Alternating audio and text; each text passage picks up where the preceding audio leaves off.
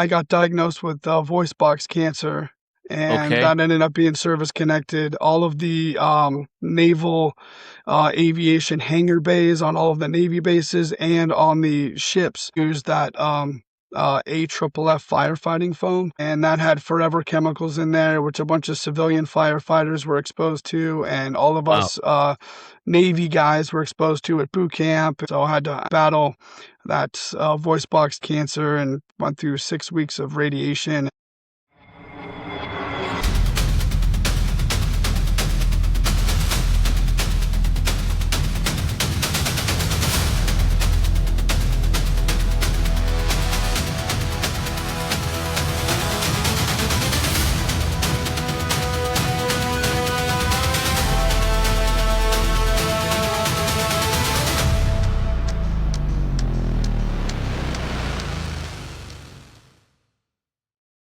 Hey, it's Lou Pimber. Welcome to Lou Pimber Speaks, right here in the studio today. By the way, author of the book Breaking Badly, my very own post-traumatic success story. You've got a story in you. Why don't you write it? Let people know what's going on. You know, you never know. You might inspire somebody. People need inspiring today, okay? So welcome. If you like today's show, give it a like, give it a subscribe, put a comment on there. By the way, I'm always looking for interesting people to interview. A lot of people have interesting stories. Some good, some not so good, but I want to hear all of them. Send them in my way. Inbox me. Shoot me an email, loopimber@gmail. But let's get back to today. Today I have a very special guest, United States Navy veteran. His name is Rick Percoco. Rick Percoco, welcome, man. Good to meet you, bud. Yeah, good to meet you. Thank you for having me on. It's a pleasure to be here today. Yeah, man. I heard a lot about you from a friend we have in common, and he says, "Hey, you gotta talk to this gentleman. He has an interesting story. I think people should hear about it. Very inspiring." And then he also talked a little bit about the organization you're putting together, right, to help benefit our warriors, help them get back on their feet and stuff like that. So Rick, tell me, you served in the Navy. When were you in the Navy, buddy? Yeah, I served from 2003 to 2007, so I just did my 4-year enlistment. Yes. And I served as an aviation ordnanceman. Okay. So I loaded bombs and missiles on F-14 Tomcats, the famous Top Gun fighter jet.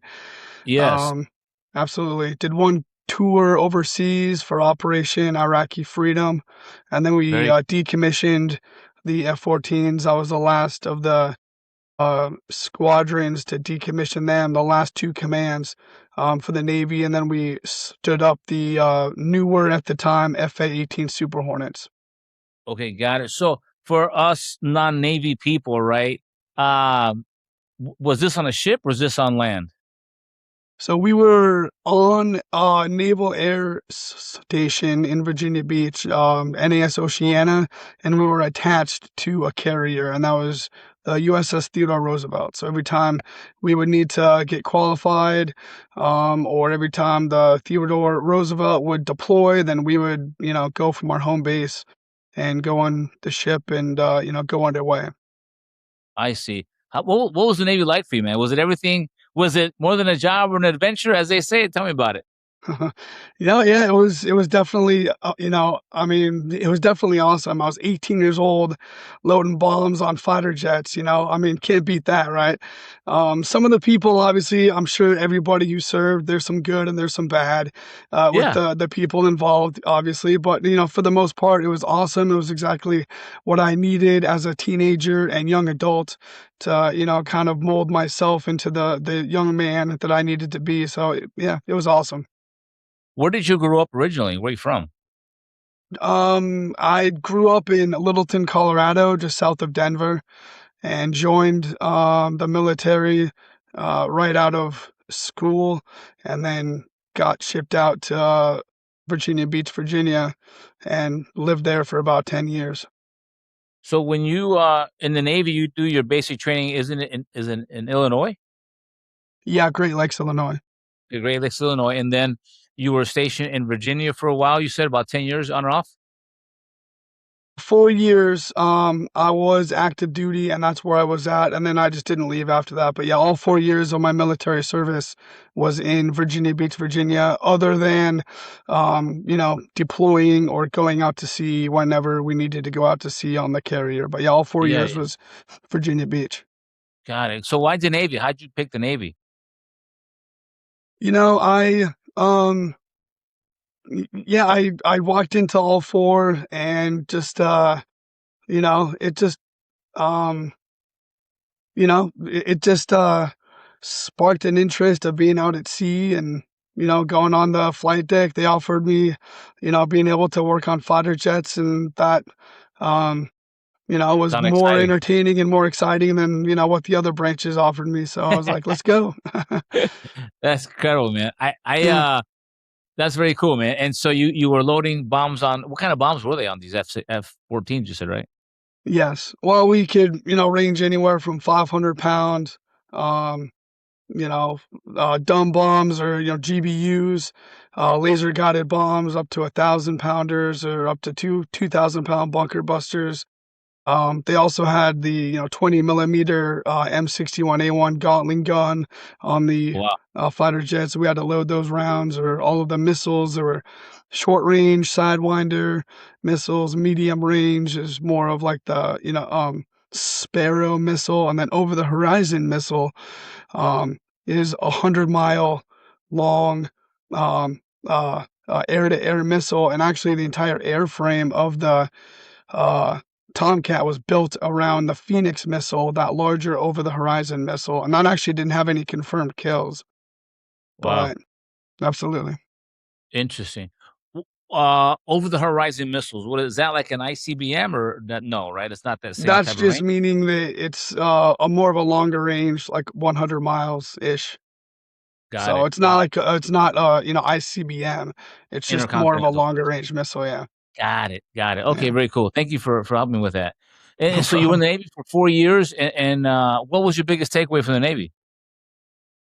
Um, the biggest takeaway from the Navy is probably the level of discipline that it taught me. That I could and people can operate at more of a elite standard than we think, and we can go outside of our boundaries of what we think we can do, Yeah, and be able to operate, on more of that level. It's our own mind that limits us, and that's really what the Navy taught me, of being able to, do the things that we needed to do on the flight deck and everything. very cool, man. Now, you were there 4 years, and you left, and if you go back into the Navy again, would you do the same thing? Would you pick a different MOS, a different job? I'd probably pick the same thing. I mean, it was Yeah. pretty cool to be the last two squadrons of the F-14, and to be able to show that and have that plank owner challenge coin of standing up the new FA-18 Super Hornets at the time. Wow. I think I'd do the same thing over again, just to be able to, say that I was the Yeah. last F-14 deployment. Very cool, Yeah. man. Very cool. There's so much involved in before that plane takes off, before that jet leaves, and so much involved before obviously the pilot gets in there and he's all fully armed and equipped. So many people are involved. How many people typically are involved in making sure this jet flies successfully?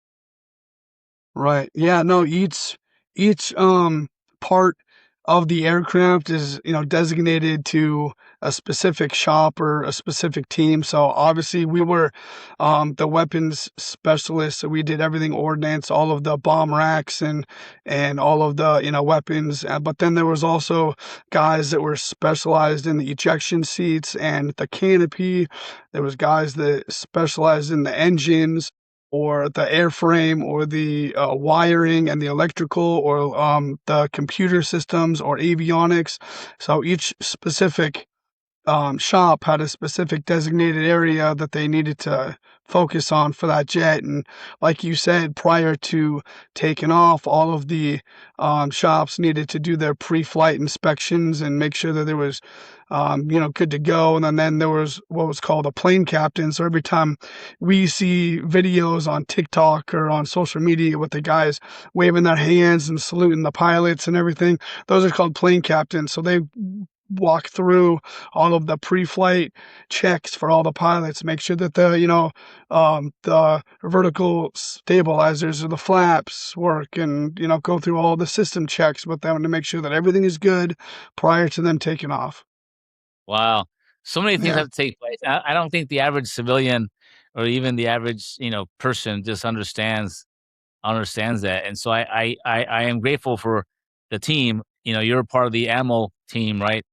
And there's so many different departments. I never thought of it that way, to be quite honest with you, but it makes complete sense. Before right, that pilot takes off, so many people take part in those missions. Very cool, man. absolutely. So Yeah. you leave the Navy after 4 years, and what happens? I understand you went through some issues along the way. What happened? Some Yeah, so I challenges. served, yeah, from '03 to '07.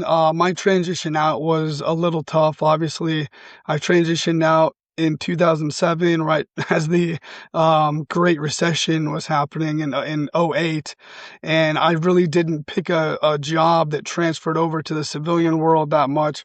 Um, not really a need for aviation ordnance men to load bombs on fighter jets in the civilian world, but Yeah. um, yeah, but that transition was tough, and then settled into being a truck driver, and have been doing that for 11 years or so. Okay. Yeah, right. But as um in about 2021, I got diagnosed with voice box cancer, and Okay. that ended up being service connected. All of the naval aviation hangar bays on all of the Navy bases and on the ships all use that AFFF firefighting foam. Okay. And that had forever chemicals in there, which a bunch of civilian firefighters were exposed to, and all of Wow. us Navy guys were exposed to at boot camp, and especially with me being naval aviation, I was exposed to all that. So I had to, battle that voice box cancer, and went through 6 weeks of radiation, and had to pick myself up from that over the past few years or so. But Wow, wow, wow. And what yeah. was that so how long did you have to deal with that cancer, the, voice box cancer? You said it was 5 6 years. Yeah, 5 5 years. years. Wow, Yeah, 2021, I got diagnosed. There was a huge tumor growing out of my vocal cord that was blocking the majority of my airway, and, I really don't know how I'm alive. It was like 95% of my airway was completely blocked. They ended wow, up having to cut most of it out, but couldn't get all of it, because of where it was growing out. So they ended up having to do 6 weeks of radiation treatment, and then just me having to take time off for that, and then each month I had to go back for the first 2 years, once a month, go back and get scoped so they can take a picture of my vocal cords to see if it was growing back or see if it was coming back or not. So I had to go in for medical appointments and checkup appointments with, the ear, nose, and throat specialist and the yeah. radiation oncologist. Just ongoing for 5 years or so. Wow, wow. I'm Yeah. sorry you went through that, man, and it was all through the VA hospital and all that stuff that they took pretty good care of you? All through the VA. I actually, shockingly, I can't really complain about my treatment with that Good. within the VA. They did a good job. I know it's not always like that, but Yeah. my experience with them was actually pretty good. So I'm very Got it. pleased with that. Got it, got it, got it. So you Yeah. leave um, and then what happened after that? You went through some issues with, having a place to live. What happened from there? Yeah, just because I had to take so much time off of work. I'm a regional trucker, like I said, so I'm not home every day. So trying to coordinate me working and me being home for those checkup appointments, I couldn't always landed on the exact day. So I had to lose a lot of work and lose a lot of pay and couldn't keep up on bills and had to end up moving out of my apartment. And, for about 15 months, I was, technically homeless, living out of my semi truck or my company's, semi truck until I could get back up on my feet financially and get past that hard time. And it took, like I said, 15 months in order for me to get through that and get myself back on track until I can get into the house that I'm in now. Uh, Going through that phase of being homeless, what did you learn about yourself then, or what did you learn about other people and yourself? well, just like with the military, you get into a tough situation and you have to pull yourself out of it. And you're capable of doing more than what you think you are. Um, you know, if you get if you're on the outside looking into a situation like that, you're like, "Oh my God, how could I ever get past that? Or how could somebody get past that?" But once you get thrown into a situation like that, you're able to adapt and overcome and meet that challenge and work through it and, go through the day-to-day grind of, you know, punching through that, hardship and just having that mindset of this is temporary, it's not gonna be forever. I can get through this. Just take it one day at a time and keep taking one step in front of the other. And um with that mindset, that's how I was able to get through all of that stuff, and it was tough, but I was able to get through it, and that's what I learned. Well, good, man, good. And now you also, I heard a rumor. I heard a rumor. Okay, in the military, everybody has a nickname. Everybody has a nickname in the military, right? Yeah, The pilots have a cool, snake eater or Iceman or right. goose. You had all these Air Force guys, Navy guys with a cool, Cujo, all kinds of cool names. What was yours? I'm sure the Navy gave you a nickname. With the last name like Percoco, I don't know. I would have called you Coco in the Navy, but what was your nickname, man? Well, this is pretty funny. Um, yes, we all have, nicknames, especially with the Navy, with being aviation, all the pilots have call signs. So I Yeah. check in day one, fresh out of boot camp, wet behind the ears of not just the military, but life in general. Check in, dress blues, hand my orders to my chief or my E7. Um, Yes. and he was a funny guy, always cracking jokes. And he looked at me and looked at my name. Literally, the first thing out of his mouth was Percoco. Is that an Italian last name? I was like, yes, chief. He's like, okay, cool. And this was in 2003, the end of 2003. So The Sopranos was big then, right? I mean, Okay. obviously, so he was like, is that an Italian name? Yes. All right. You ever watched the TV show The Sopranos? Yes, chief. Well, do you know the nickname or a character Big Pussy? Was like, yes, chief. Well, that's your nickname, Big Pussy Percoco. Literally, the first thing as I check into the first duty station of the Navy, I get the nickname Big Pussy Percoco. And for the next 4 years, I was Big Pussy Percoco. Oh my! How did that work out? Okay, it worked out okay. Nobody got their little feelings hurt, none of that stuff. No, no, nobody got their feelings hurt. And just it was a normal day for everybody else. So they were in the shop getting all the testing equipment and getting ready for the day. Oh, everybody was on the floor laughing, busting out laughing. It's like, oh, Airman Percoco, good luck these next 4 years, man. And Oh then my that was god! funny. And then after that, the chief, he would always come out to the flight line and he would purposefully send me to the end of the flight line to like a jet on the end of the flight line, just like, yeah, go over there, just so he can yell at the top of his lungs, "Big Pussy Percoco, get over here!" So everybody could like, who's he calling? Like, what's the ordnance chief over there saying "Big Pussy" for? And then here I come running down the flight line. Come in, chief. Yeah, Oh it was funny. yes, I went through basic training in the Army in 1988, so it's been a while. But they were Okay, uh, um, very vocal. Some would all say right, verbally abusive and physically abusive at times, right? But I enjoyed every bit of it. When we're sitting there answering to, uh, "Come here, weed. Hey, Dick Weed, come here, son." You answer to these people, these drill sergeants. "Come here, weed," and we all look all right. around. It's just the way it is. Right. That's one of the things about the military that I love, that I miss, that camaraderie. People didn't really get their little feelings hurt as much, you know what I mean? So, um, Absolutely. moving on to where you're at today, man. You're driving, right? You're driving, you're a commercial driver across country, but you also haven't left that feeling of, of service behind, keeping the men and women you serve with and others at heart. Tell me about your organization. I believe it's called My Veteran Buddy. Is that correct? Yes, sir. Yep. Yeah. My Veteran Buddy. Tell me about it. Yeah. Yeah, listen, I served my country just like you did, and a lot of other people did. I take the oath of enlistment that I took very seriously.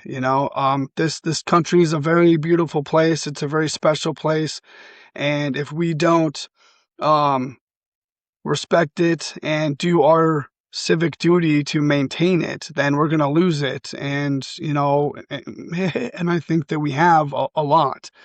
So my veteran buddy is a way for us to be able to do that. And what I found out with, just being involved in politics and, liberty and, the veteran community and all of it, just watching what's going on over these past few years, I finally realized I sat back and I realized, listen, our founding fathers set up the foundation for self-governance. It was an amazing feat. It'd never been done before. But really, do we have a step-by-step guideline or maintenance plan that we, the people, can use to be able to fulfill what our founding fathers set up for us? And I really did not find anything beyond just the text of the Constitution or the Declaration of Independence that laid out the outline, but how do we actually fulfill that? How do we actually implement that on a day-to-day basis in reality? So that's what my veteran buddy is me building the daily maintenance plan that we the people can use to fulfill that. And like a lot of people have heard the quote of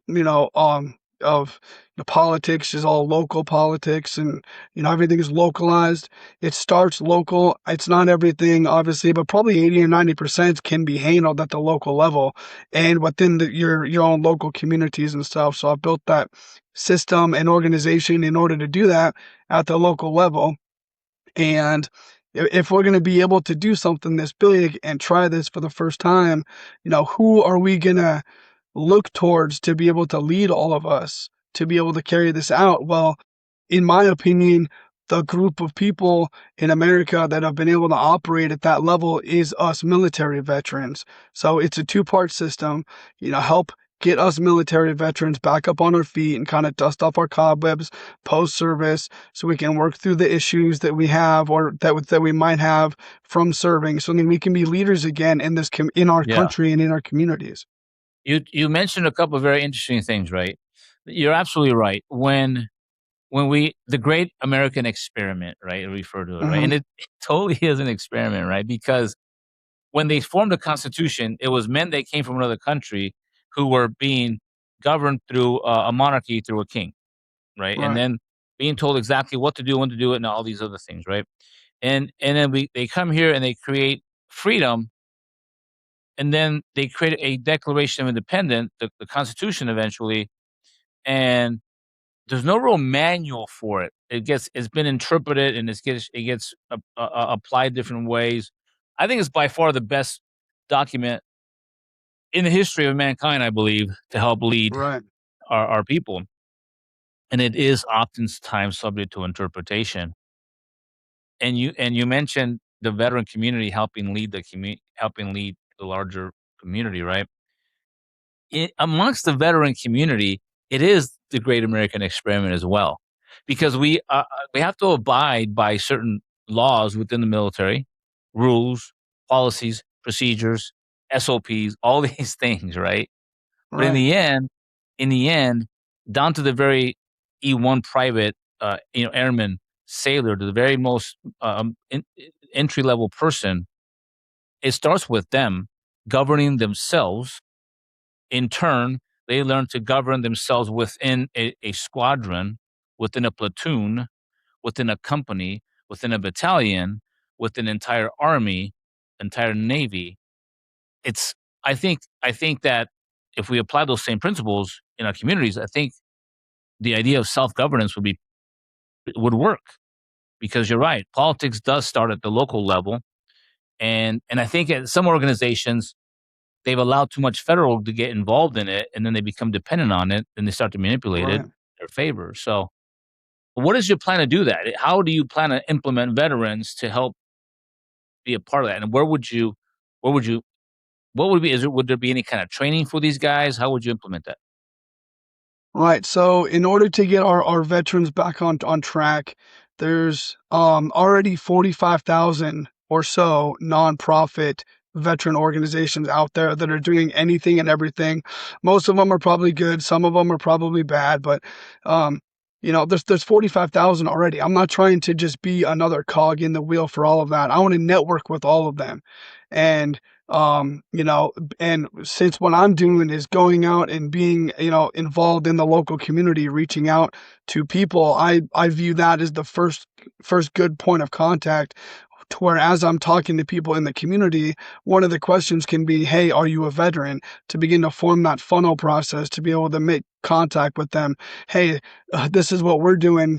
Come find out what you might need. And one of the things that we're doing is just to form a checklist, a master checklist for us veterans to be able to fill out as far as what they might need. Do you need help with mental health? Do you need help with, resume writing? Do you need help filing your VA disability claim? All of that stuff, no matter how long it's going to be, and then once they fill out, if there's 3 or 4 things that they need, then I'll be able to cross-reference to all of the nonprofit organizations and say, hey, veteran A needs this done, kick them over to nonprofit, XYZ over here to be able to get those things met.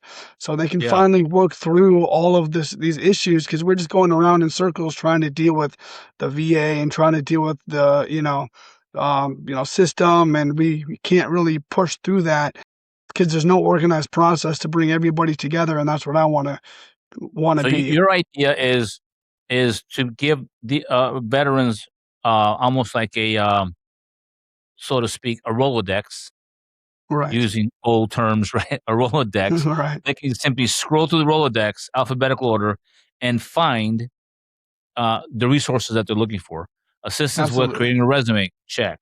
Assistance with interview, check. Assistance with job placement, check. Counseling, check. Kids, check. How to deal with your wife, check. How to deal, how Right. to be a better husband, check. Right. That's what your idea is, right? And so tell me about. You mentioned also in one of your writings that to be able to implement veterans within the organization to help lead within the communities. What is that? What is your vision for that? Yeah. So once veterans can finally work through their process and, check everything off to make sure that they're good, um, they can get to the point to begin to, direct themselves back into the communities to be leaders within the communities in whatever way that they want to.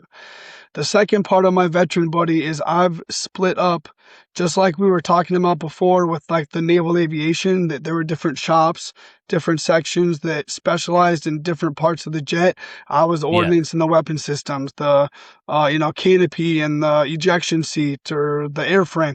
Well, I've done that to a local community and split up a local community just like that into 20 different teams, or 20 different shops or 20 different areas, whatever you want to call it.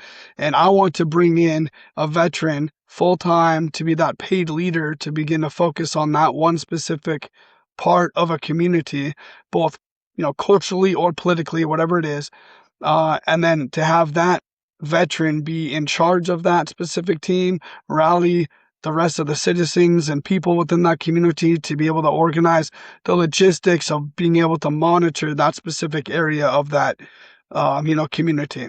And then do that for all 20 teams that make up the entire community, so we can survey the community, assess it, see what's good, see what's bad, see what we need to do, and form the action plans or the maintenance plans that we need to do in order to fix the things that are bad, and build that maintenance plan, which is actually keeping our republic, or that day-to-day maintenance plan of self-governance.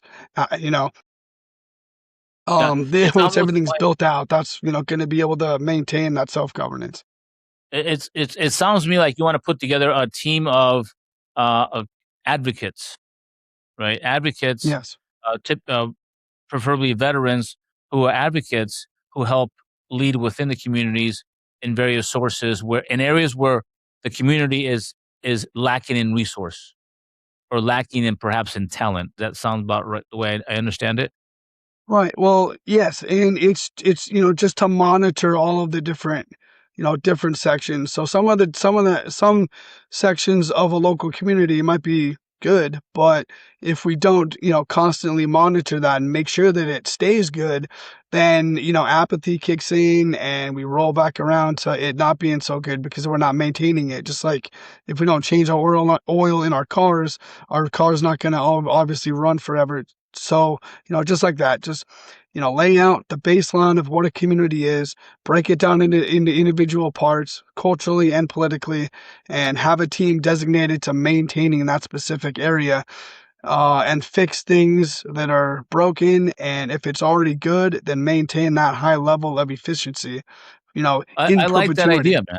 I like that idea because I think a lot of organizations could use the help, and either they don't have the budget for it, or they don't have the talent for it, or whatever the case may be. And we can use all these veterans will have these various skill sets to go help, Right.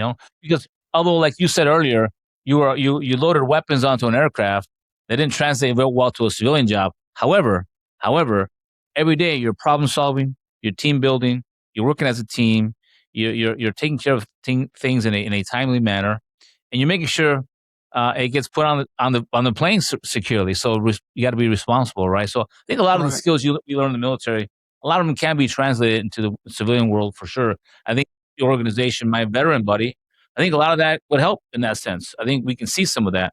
And the website is myveteranbuddy.com. Yes, sir. MyVeteranBuddy.com. Got it. Myveteranbuddy.com. And where can people find you? If people have questions, where can they find you at? My Veteran Buddy is on all social media. So My Veteran Buddy on X and Instagram and Facebook, Okay, and me personally, Rick Percoco 1776 on X, Instagram, Facebook as well. got it. So Rick Percoco, no other name before or after that. No, no big pussy. No, I'm leaving that with the Navy. I don't want to be Okay, associated with big pussy for the rest of my who life. stays in the Navy? Whoever that is it a master chief? What was he? He's 17. Chief, yeah, regular chief. Okay. I was like a Yeah. first sergeant. So the first sergeant, see, he gave you that name, it's gonna Yep. stick, man. Oh my God. Listen, it was very nice to meet you, Rick. I'm glad that you are back on your feet. And I'm grateful for veterans like yourself who still have it in their heart to go serve others. And Absolutely. keep spreading the word, man. Keep spreading the word. We'll get this out there. If you like today's conversation, give it a like, give it a subscribe, or share it. Or maybe you have some feedback, or maybe you want to reach out to Rick and say, hey, I have this idea how we can potentially collaborate with your organization. Let us know, man. Let us know. Like, subscribe, share. Thank you so much. If you know anyone out there with an interesting story who's onto something, or maybe they're famous or they're infamous for something bad, I want to talk to them as well. I want to hear their side of the story. I don't know. Maybe an author. You never know. My name is Lou Pimber. I want to thank you for being here today. I want to thank you, Rick Percoco, for your service. All you guys out there serving today, my respect, my ultimate salute. My law enforcement brothers, same thing to you guys. God bless you all. Talk to you all very soon. Rick, very nice to meet you, brother. Stand by to stand by. Yes, sir. Thank you for having me. It was awesome. Thank you. Yes, sir.